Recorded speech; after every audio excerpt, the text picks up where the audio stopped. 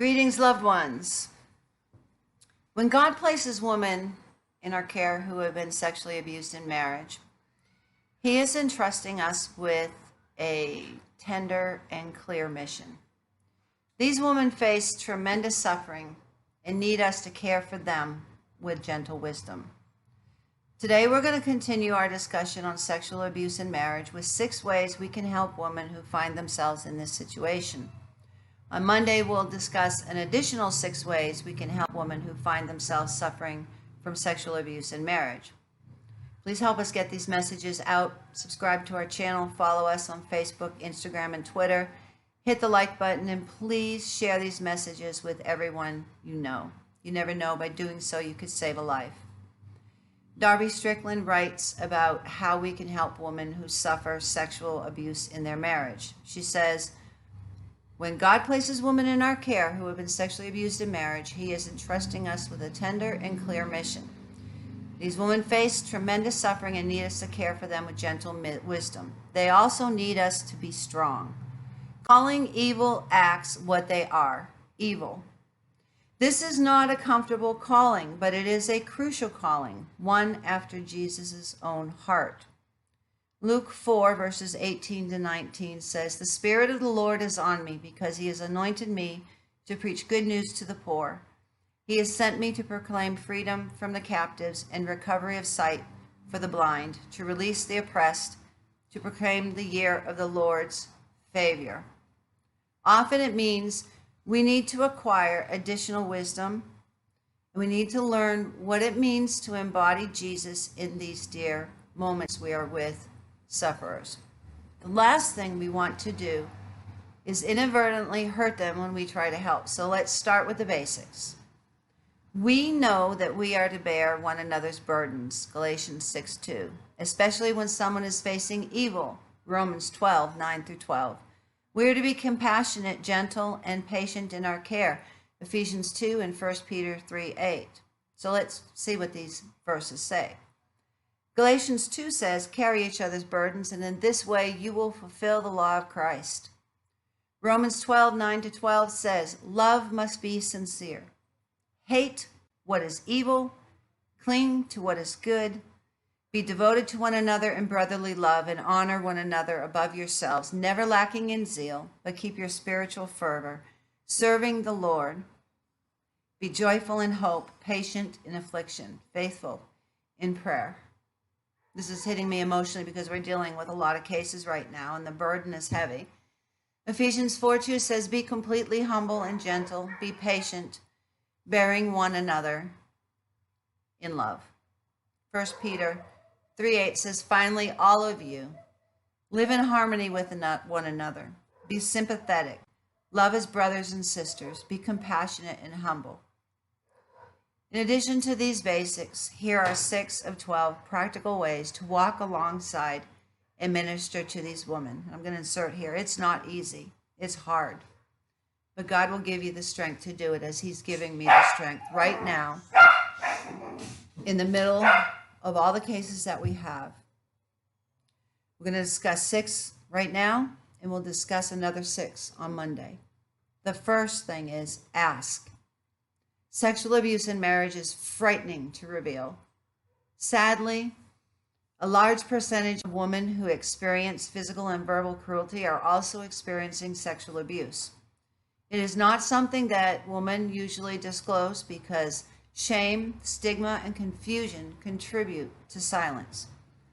But speaking about it and receiving support is crucial to safety and healing. One way to help victims is to bring up the topic. You can say something like, "More than half of the women I see in oppressive marriages experience hard and difficult things in their sexual relationship. Are there ways that you struggle with physical intimacy? Are there things that make you uncomfortable? Do you experience any unwanted sexual activity? Do you ever feel pressured?" Sometimes the victims are only ready to say yes to these questions, but are not comfortable discussing the violations themselves. So don't press them. Just periodically check in, asking them if they are ready to talk or if they have questions. Consider, especially in a church setting, inviting a woman to bring a female friend and supporter with her to counseling. It can be overwhelming to discuss such abuses with a pastor or other church leaders. And the tangible comfort provided by such a person will reduce her sense of isolation and vulnerability. The second thing to do is to listen. Abuse is not something you can solve with words. There are complexities and evils that our words are inadequate for. Do not feel that you need to say something to make it better, because you can't. Sit with the suffering. Your presence alone is powerful, lifting shame. Keep in mind it is good and right for the victim to feel hurt and fearful and angry. Don't sanitize their speech, but trust that in time God will shape their lament.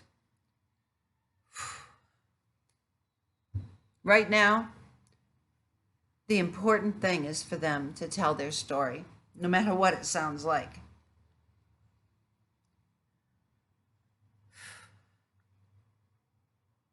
Be patient with me. They are bringing the terrible secrets of their life into the light.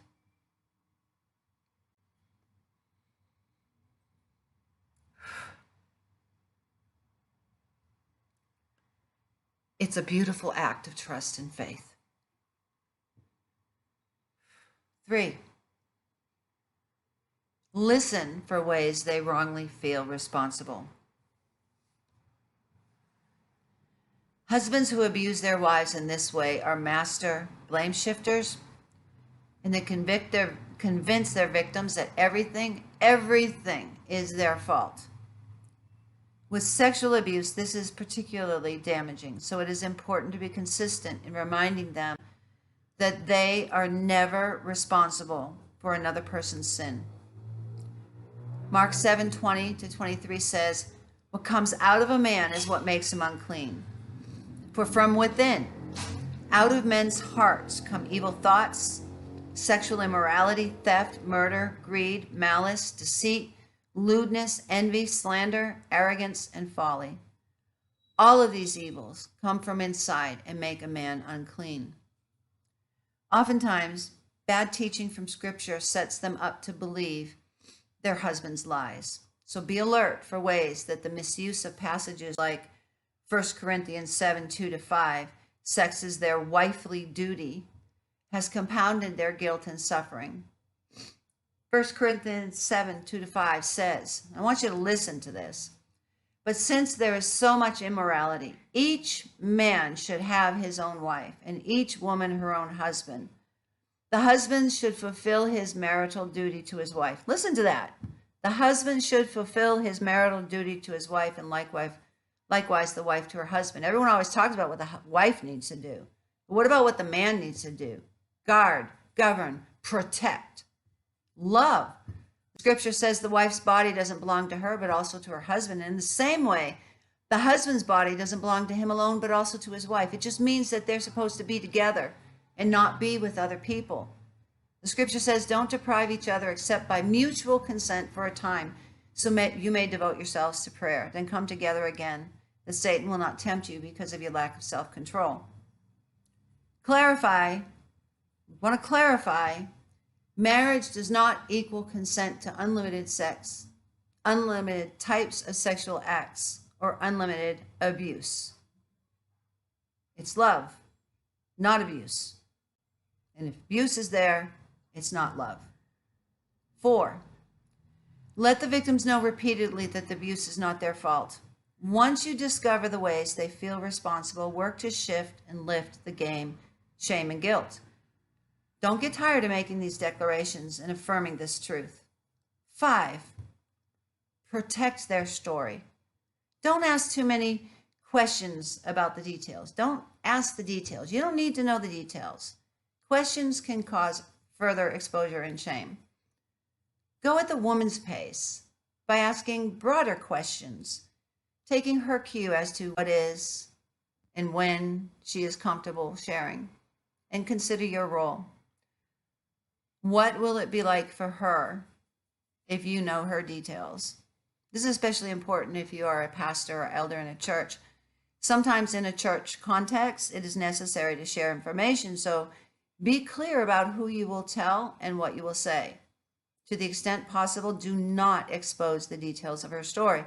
Ask her who she is most comfortable with knowing, and to honor her story, ask those whom you tell to make an effort to connect with her, even if it's via just a note. They should acknowledge the woman's suffering. I have heard from too many victims that silence from those in church leadership who know their story is excruciating. It feels like rejection and disgust. And when you've been victimized and everyone around you is silent, your mind goes crazy. I've been a victim, and I've been in that situation actually recently, in which other people were silent because they didn't want to, they were afraid to talk to me about it. You know, they never even said, we understand what's going on. It's horrible not to know. 6, share how their story affects you.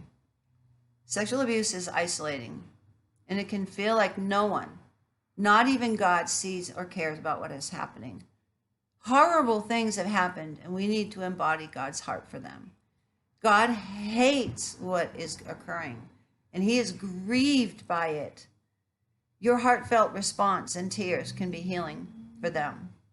It is my prayer and my hope that this list equips you. But more than that, I wanted to encourage you to move towards women who have been violated by their spouses. You might already know who these women are, but it is far more likely that there are many unknown sufferers living in your midst. They need wise and gentle helpers who are ready with the compassion of Christ and the words of God to guide them. With 1 in 3 women experiencing domestic worldwide, the question is not if you will encounter a victim of violence. The question before God is, what will you do when you do encounter them? You could be the person who saves a life. You're called. We are all called to be champions for justice, and those who suffer violence need to know that those who love them and those who don't even know them will step out and reach out to them to give them the courage and the help they need to leave before it's too late. Please help us get these messages out. Subscribe to our channel. Follow us on Facebook, Instagram, and Twitter. Hit the like button, and please share these messages with everyone you know, because just by doing so, you could save a life. We are dedicating this series of domestic violence teachings to Gabby Petito, a bright young woman whom the world has lost because of gender violence. Check out the foundation her family created in her honor at GabbyPetitoFoundation.org. If you're a victim of violence, stop. Listen to me. Hear my voice. Hear the words from my heart. I want you to know this, that you're valued. You are loved. You are intelligent. You are beautiful. God does not want you to suffer violence. He wants you to live free from violence and peace and tranquility. And there is a way out, and it's not your fault. Abuse is not love. If you're a victim of violence, please reach out to somebody. If you're in danger, dial 911. In our next episode, we're going to talk about 6 additional ways you can help a woman who is suffering sexual abuse in her marriage. Until then, God bless you.